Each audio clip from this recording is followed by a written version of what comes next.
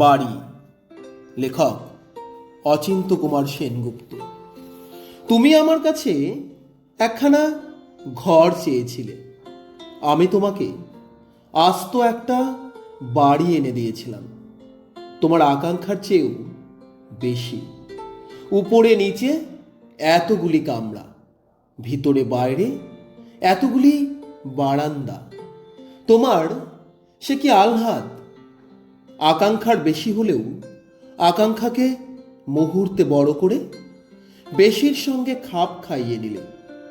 তাকিয়ে দেখলে বাড়ির আওতায় কোনো ফাঁকা জমি আছে কিনা।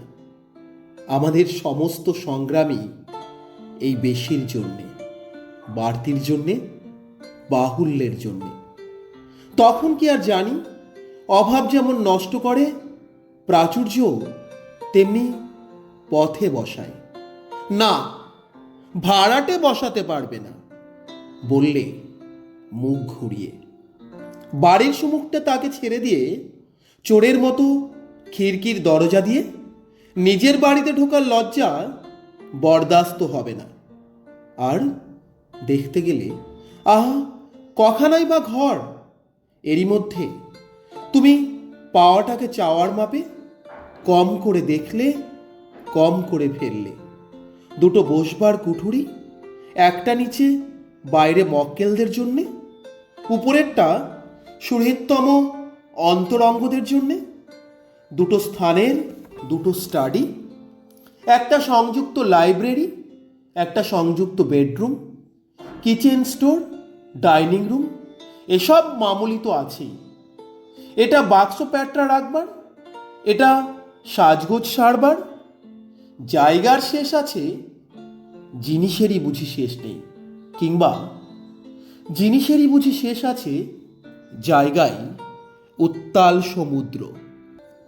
এখন এখানে ঐশ্বর্য বলতে আতিশয্য, আনন্দ বলতে ফুর্তি, সম্ভোগ বলতে মত্ততা, সাফল্য বলতে আস্ফালন, সংস্কৃতি বলতে বকবৃত্তি, অহংতা বলতে বৈষ্ণবতা।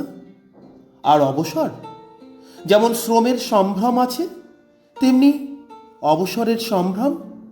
মানুষের আসল দাম কি সে কাজ করে তাকে নয়, কিভাবে অবসর যাপন করে তাতে। কিন্তু কোথায় অবসর? শুধু একটা পোষা পশুর সেবা করছি। সে পশু বাঘ সিংহের বাচ্চা নয়, নয় কুলীন কুকুর বেড়াল। সে পশুর নাম অভ্যাস। পুরনো প্ররোচনা এখন প্রথার খুঁটিতে বাঁধা। সোনার গাছে চেয়েছিলে হীরের ফুল, সোনা নিয়েছে ডাকাতে, হিরেগুলি সব অঙ্গার। বাড়ির মধ্যে থেকে ঘর খুঁজছি, ঘোড়ার পিঠে চড়ে, ঘোড়া খোঁজার মতো। মধ্যরাত্রির অনিদ্রা থেকে উঠে এসেছি দুজনে। আমি হাঁটছি এ বারান্দায়, তুমি ও বারান্দায়। তুমি শুধু এক রাত্রের ভালোবাসা চেয়েছিলে, আমি তোমাকে বেশি দিয়ে ফেলেছিলাম আমৃত্যু হাহাকারের মতো একটা গোটা জীবন। তখন কে জানতো বাহুল্য আমাদের সর্বশান্ত করে। ধন্যবাদ।